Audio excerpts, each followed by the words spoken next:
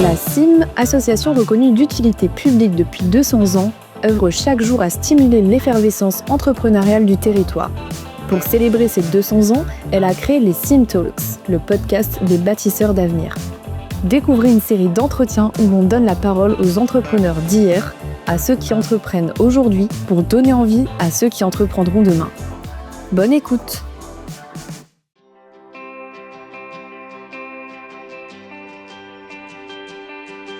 Bonjour Laura. Bonjour.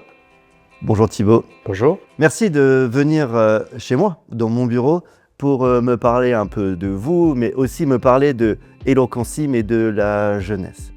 Avant tout, j'aimerais bien que vous vous présentiez chacun. On va commencer, honneur aux femmes. Laura, est-ce que vous pouvez présenter pour Oui, les bien gens? sûr. Je m'appelle Laura Belogniez, je suis avocate en droit des affaires à Mulhouse. Je suis associée et directrice générale de la Société fiduciaire d'Alsace-Lorraine. C'est un cabinet d'avocats qui accompagne les entreprises, notamment en conseil, on fait essentiellement du conseil, en droit des sociétés, droit fiscal et droit commercial. Oh, intéressant. On aura l'occasion de revenir sur ça, parce que j'ai déjà plein de questions qui me viennent à l'esprit par rapport à ça. Et vous, Thibaut, du coup? Eh bien, je suis Thibaut Picarella, professeur d'histoire-géographie au collège Émile Zola à Kingersheim. Ah, donc vous êtes professeur, une vraie passion, donc je pense. Et j'ai aussi plein de questions sur l'éloquence, sur la jeunesse. Du coup, vous faites un bon binôme pour parler de l'éloquence et de la jeunesse. C'est comme ça que vous pouvez vous définir un petit peu tous les deux? Oui, je pense qu'on est complémentaires en fait. Moi, j'interviens plus en tant que mentor. Et Thibaut plus en accompagnant les collégiens justement dans cet exercice-là. Merci. Maintenant, ça me permet de mieux vous connaître et aux gens qui vont regarder cette vidéo de mieux vous connaître aussi. La toute première question que j'aimerais vous poser, c'est, on parle d'Eloquencim, on va parler des bâtisseurs d'avenir. Mais les gens ne savent pas ce que c'est Eloquencim. Alors, vous pouvez expliquer en quelques mots qu'est-ce que c'est Eloquencim? Eloquencim, c'est comme son nom l'indique, c'est un concours d'éloquence destiné aux collégiens de 3e et 4e. Et ça permet justement de créer du lien entre les élèves, les enseignants et les entreprises du territoire pour que les élèves puissent se dépasser et découvrir finalement leur plein potentiel. Du coup, Thibaut, comment êtes-vous rentré, parlons clairement de Eloquencim, c'est ça? Comment êtes-vous rentré dans Eloquencim? Qu'est-ce qui vous a plu pour aller là-dedans dans un premier temps? C'était le côté éloquence et puis amener nos élèves vers des environnements qu'ils ne connaissent pas du tout. Le monde de l'entreprise, la CIM aussi, la Société industrielle de Mulhouse, que je ne connaissais pas moi-même en fait. Quand j'ai vu ce mail qui avait été transmis par un ancien collègue qui est parti depuis du collège, il nous avait un petit peu lâché ce mail, ce petit bébé en disant « Regardez, c'est la CIM qui organise ça, c'est un concours d'éloquence, ça peut être sympa pour nos élèves de 4e et 3e, pourquoi pas ?» D'accord. Et vous, Laura, du coup, il y a eu ce mail donc, pour la partie élève, c'est ça? Mais vous n'avez pas d'élèves, du coup, comment vous êtes retrouvés là-dedans? Moi, ça fait maintenant 10 ans que je suis membre et engagée à la CIM. Alors, plus spécifiquement dans les dispositifs jeunesse et formation, et comprenant notamment le dispositif Eloquencim. Donc les bâtisseurs d'avenir, vous êtes, si on veut, tous les deux, vous aidez nos bâtisseurs d'avenir, le futur à émerger, c'est ça? On peut dire ça. On peut dire ça. C'est beau. Vous avez dit quelque chose de très intéressant. Vous avez parlé de la CIM, que vous avez découvert la CIM par un mail. C'était quelque chose d'un peu nébuleux pour vous. Et vous, ça fait 10 ans que vous êtes à la CIM. Ce qui m'intéresse de savoir, c'est pourquoi vous, c'était quelque chose de mystérieux la CIM, et qu'est-ce que vous avez découvert dans la CIM déjà? Moi, je ne suis pas de Mulhouse à la base. Je suis de Strasbourg, juste à côté de Strasbourg. Et en tant que jeune prof, j'ai dû partir de la région pendant un temps. J'ai fait la Guyane française, puis la Lorraine, et enfin, je suis revenu en Alsace avec ma conjointe, et on s'est installé à Mulhouse, qu'on ne connaissait pas.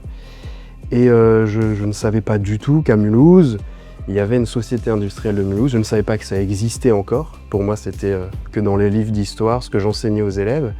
Et de voir ça, ça a titillé ma curiosité. J'avais envie d'aller voir ce que c'était concrètement aujourd'hui une société industrielle. Et c'était plus par curiosité en fait. Par curiosité. Et vous, du coup, comment êtes-vous rentré à la CIM depuis 10 ans? Qu'est-ce qui vous a donné l'envie, peut-être, de rentrer à la CIM? Étonnamment, ça s'est fait assez naturellement. C'était quelque chose de très naturel. Dès que j'ai finalement débuté ma carrière professionnelle, parce qu'on a 2 bureaux pas très loin, et notre cabinet est historiquement lié à la CIM, justement de par sa proximité avec les entreprises du territoire. Et c'est quelque chose de très naturel, et c'est vraiment un endroit où j'aime venir, et je trouve que ce qui se fait est vraiment, s'inscrit vraiment dans le territoire, en tout cas pour les entreprises, les chefs d'entreprise, pour finalement faire connaître la CIM dans d'autres environnements, comme justement les collèges, parce que finalement c'est comme ça aussi qu'on prépare l'avenir.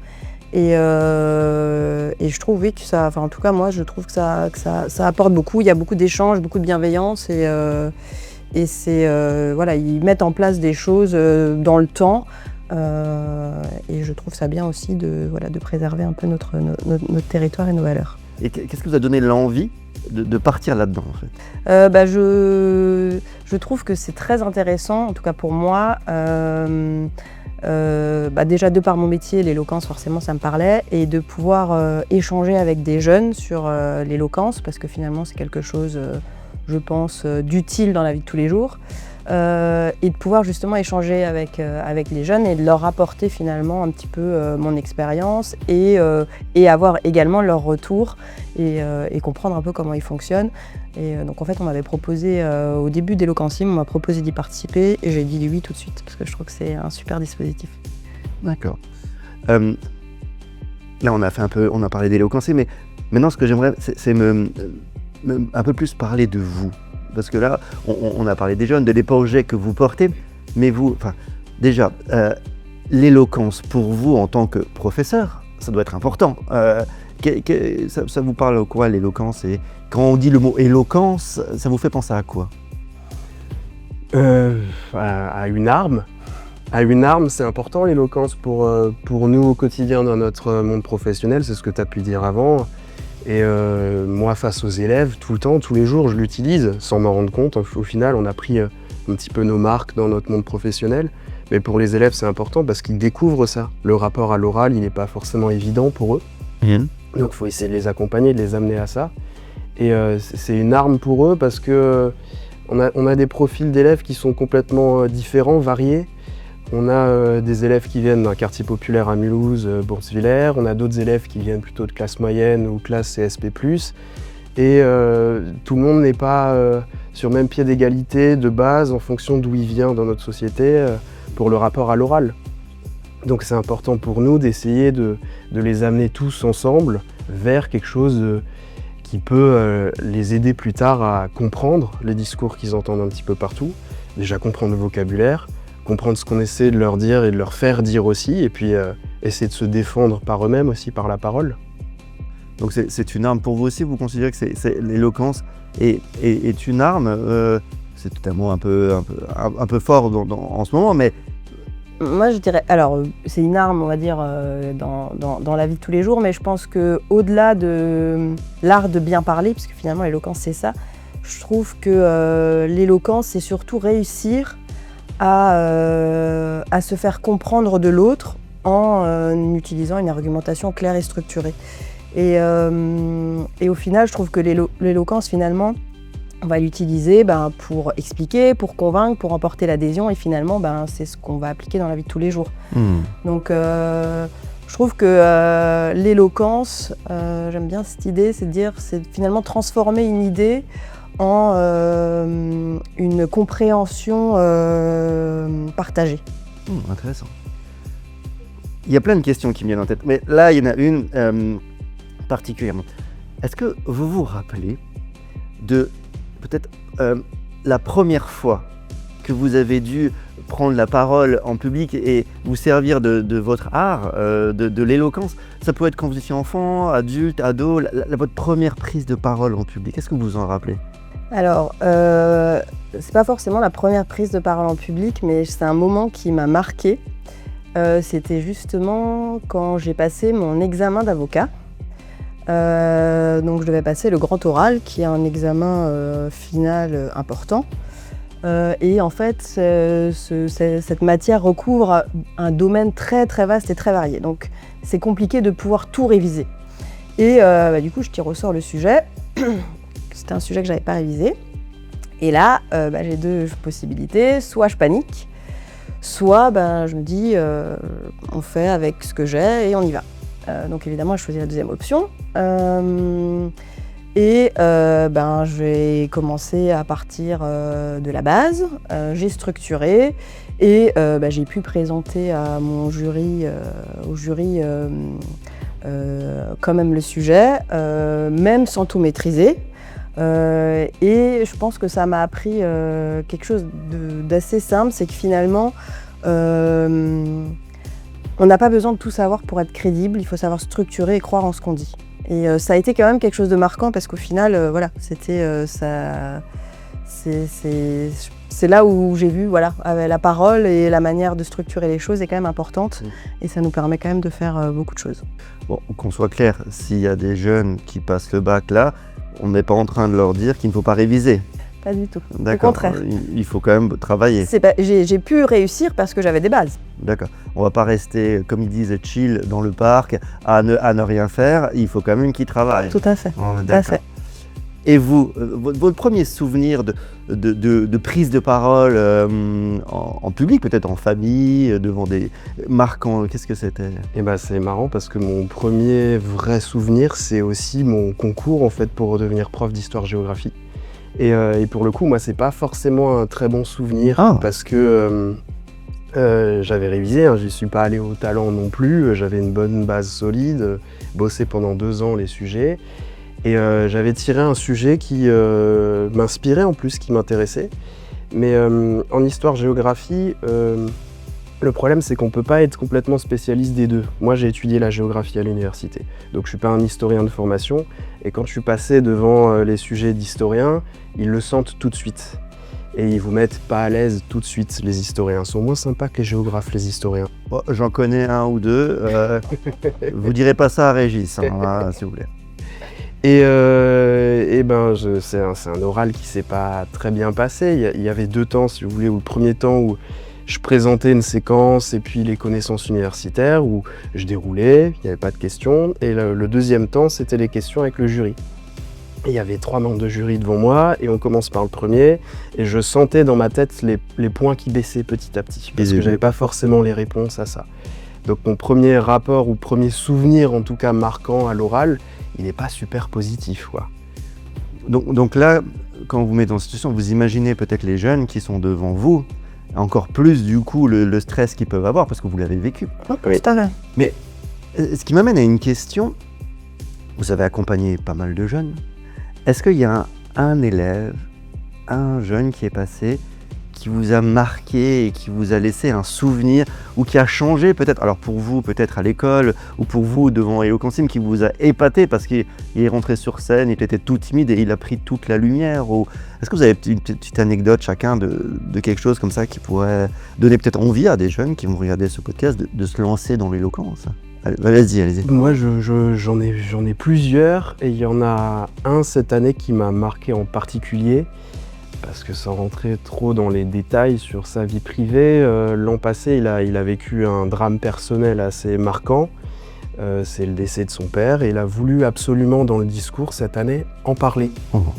Et la toute première phase dans les établissements scolaires, c'est la sélection des 2 élèves qui doivent partir pour les qualifications. Donc les 2 élèves qui vont représenter notre collège. Et cette année, on avait un gros groupe de 13 élèves. On s'est retrouvés à la fin, au bout de 8 semaines à peu près, à 11 élèves. Il y a eu 2 défections. Et sur ces 11 élèves, tous étaient épatants dans leur domaine. Ils étaient tous impressionnants. Il y en a plusieurs qui avaient des profils différents. Il y avait des filles timides qui se sont révélées. Il y avait des gens très sérieux qui ont réussi à nous faire des discours épatants. Et il y avait cet élève qui nous avait fait quelque chose sur son papa décédé l'an passé. Et c'était très personnel. Quand il m'avait présenté le discours 6 semaines avant les sélections, je me suis dit, oula, c'est risqué, c'est dur. Est-ce qu'il ne risque pas, si on l'envoie aux qualifications, de se décomposer, d'aller trop dans le personnel, d'être trop véhément? Donc j'ai demandé conseil à mes 2 autres collègues profs qui étaient avec moi sur le concours. Je leur ai dit, est-ce qu'on le brief, on le cadre sur ce discours ou est-ce qu'on l'envoie sur une autre idée? Parce que ça me paraît bancal. Ils m'ont dit non, c'est perso, il faut qu'il continue sur ce discours, mais il faut qu'on le coach, quoi. Il ne faut pas qu'il aille trop dans les discours. Il y avait des discours très politiques aussi, il a fallu le calmer là-dessus. Et on passe les 6 semaines, il me présente plus forcément d'autres écrits. Donc je me dis, bon, c'est peut-être un élève qui au final va lâcher le concours, c'est pas grave, il y en a eu plein d'autres les années précédentes. Et arrive le moment des sélections et il nous a tous épatés. En plus c'est l'avant-dernier à passer, il voulait pas du tout passer, il laissait passer les autres faisaient des discours impressionnants, très carrés, argumentation parfaite, à l'aise, un brin d'humour, tout ce qu'on a travaillé ensemble il le place. Et lui nous fait un discours parfait, au point d'avoir vraiment les larmes qui montent, quoi. Et ça se sent encore quand vous parlez, vous avez encore l'émotion. Mais ce gamin, il est incroyable. Mais après, on a dû sélectionner et on a dû se dire, bon, est-ce qu'il tiendra par la suite? On a fait une décision collégiale où c'est les 11 élèves qui votaient, plus 4 profs qui étaient présents. Et on a donné tous les points profs à cet élève, ce qui fait qu'il est arrivé ex aequo avec les 2 autres premiers, mais on les a départagés. Puis au final, on a dit, c'est les 2 autres qui vont partir et pas lui. Et comment il l'a vécu? Très bien. Très bien. Et je pense que ça lui a fait du bien de voir quand il s'est rassis. Après, il m'a quand même dit ah, vous pensez que ma mère, elle sera fière de moi et tout. Oh, c'est touchant tout ça. C'est touchant. Et vous? Moi, j'ai pas un moment forcément marquant, mais en fait, moi, ce qui me marque de manière générale, c'est justement de voir ces jeunes qui, au début, ils n'osent pas prendre la parole. Et en fait, quand on les voit sur scène, devant un auditoire, un public, ils font un discours avec assurance pour essayer de convaincre. Et je pense qu'il y a une certaine forme de plaisir aussi. Et c'est super chouette de les voir s'épanouir comme ça sur une scène, parce que je pense que même pour eux, ça leur ouvre finalement une perspective à laquelle ils n'avaient même pas pensé. Quand on parle de bâtisseurs d'avenir, pour vous, c'est quoi le rôle aujourd'hui d'un entrepreneur, d'un professeur, d'une avocate pour cette jeunesse? Qu'est-ce qu'on doit leur apporter et comment vous pouvez et comment vous les aidez au quotidien à devenir des bâtisseurs d'avenir? Comment on les aide au quotidien? Je pense que c'est finalement leur donner des clés pour leur ouvrir justement d'autres perspectives, pour leur donner confiance en eux, parce que ça, je pense que c'est important surtout de nos jours, confiance en leur potentiel pour qu'ils puissent vraiment se développer et découvrir finalement de nouvelles choses. Mais concrètement, oui. Qu'est-ce que vous faites si vous avez un jeune qui vient vous voir en stage peut-être ou comment vous arrivez à lui donner cette confiance-là? Par quel biais vous faites ça? Je pense que tout le monde fait des erreurs, surtout au début. Il y a plein de choses qui ne sont pas innées, hein, qui s'apprennent avec l'expérience. Et c'est vraiment un accompagnement pour leur montrer, alors leur donner les clés, mais pas non plus tout leur donner, parce que finalement, c'est aussi en faisant ses propres expériences qu'on évolue, qu'on apprend. Et je pense qu'il faut être là un petit peu en support et les laisser un peu aussi se débrouiller, tout en les aiguillant, les aidant dans leur évolution s'ils ont des questions pour qu'on puisse échanger et les guider. Et puis finalement, je trouve que eux aussi ont une autre vision, donc c'est aussi très enrichissant pour nous parce que du coup, ça nous ouvre aussi d'autres perspectives. Et vous, en tant que professeur d'histoire, des élèves, vous en avez des centaines, vous en avez vu des centaines. Qu'est-ce que vous mettez au quotidien, du coup, pour en faire peut-être des futurs bâtisseurs d'avenir, ou qu'est-ce que vous pouvez leur inculquer? Est-ce que vous avez un petit truc que vous pouvez nous donner, que vous leur donnez peut-être pour qu'ils aient confiance en eux? C'est la grande question. C'est je pense le rôle du bon pédagogue, c'est ce que tu disais avant, c'est placer le curseur entre les diriger, les accompagner, et puis les mettre en autonomie, et puis apprendre d'eux aussi. Ils m'apprennent beaucoup en classe, les élèves. Ça fait 10 ans que j'ai des élèves, que j'ai pratiqué plein de profils d'élèves différents, dans plein d'endroits différents en France. Et on apprend tout le temps, en fait. On apprend tout le temps avec eux. Pourquoi c'est important pour vous de créer ce lien entre la jeunesse et le monde de l'entrepreneuriat, le monde... Pourquoi c'est important les bâtisseurs d'avenir, en fait? Je pense que c'est important parce qu'il y a un vrai décalage entre la manière dont on apprend et la manière dont on travaille. Oh, attendez, ça m'intéresse, c'est-à-dire? C'est là où justement Eloquensim est intéressant et ce que fait la CIM est important pour justement créer des ponts entre les collèges, les formations et l'entreprise parce qu'il y a quand même ce décalage qui existe et je pense que si on réduit finalement cette distance entre la formation théorique et l'expérience professionnelle, si on arrive à fluidifier tout ça, je pense que la transition aussi pour les élèves, elle sera d'autant moins marquée et d'autant plus simple à réaliser. Comment la génération actuelle de sachants va pouvoir aider les bâtisseurs d'avenir à casser ces clichés? Moi, je leur dirais de croire en eux et à leur potentiel, justement. Je leur dirais de choisir un parcours qui leur ressemble, ce qui implique, je pense, d'apprendre à se connaître et donc d'avoir un parcours qui n'est pas forcément linéaire, mais je pense que c'est pas forcément grave parce que chaque expérience est enrichissante et apportera quelque chose de positif. Moi-même, avant de commencer mes études de droit, j'avais commencé par médecine et cette expérience-là était très enrichissante pour l'avenir et m'a beaucoup apporté, je pense, dans la réussite de mes études par la suite. Et je pense que ce qui est important aussi, c'est de choisir un métier qui a du sens pour eux et pas forcément un métier logique ou pour faire comme tout le monde. Je pense que ça, c'est vraiment fondamental. D'accord. Et pour vous? Moi, je leur dirais que le monde est vaste, il est grand. Il n'y a pas que le quartier, il n'y a pas que la famille, il n'y a pas que le collège qui est un petit cocon. Il ne faut pas hésiter à partir. Il ne faut pas hésiter à partir pour ses études, pour des opportunités d'emploi. Il faut se challenger, il faut croire en soi et puis il faut y aller, quoi. C'est intéressant. C'est-à-dire, en fait, le message qu'il faut passer aux jeunes, si je vous écoute, c'est de croire en eux, en fait. Mais est-ce que c'est pas aussi aujourd'hui aux entrepreneurs de croire en cette jeunesse, aux parents, de croire en leurs enfants, à l'éducation, de croire à la jeunesse, pour leur donner toutes les clés pour qu'ils y arrivent demain? Ça, c'est certain. Et je pense qu'effectivement, on est clairement dans un changement d'époque, enfin, en tout cas de manière de travailler. Et je pense que dans 5 ans, on travaillera d'une manière totalement différente. Et c'est vrai qu'on a souvent un peu ce cliché de dire les jeunes, finalement, ils sont beaucoup moins investis qu'à notre époque, etc. Je ne pense pas qu'ils sont moins investis, je pense qu'en fait, ils sont investis autrement. En tout cas, ils s'engagent autrement. Ils ont vraiment besoin, dans leur travail en tout cas, d'avoir du sens, un cadre de travail humain. Et ça, je pense qu'effectivement, ça change notre manière de travailler. Est-ce que la génération actuelle va plus vite, du coup, grâce à tous ces outils, que votre génération en vous déjà, en fait? Est-ce que le savoir est à disposition? Donc, est-ce que ça va plus vite encore que... C'est sûr que je pense que ça, c'est un vrai défi pour eux, c'est le rythme, parce que tout va très vite. Mais est-ce que tout ne va pas trop vite?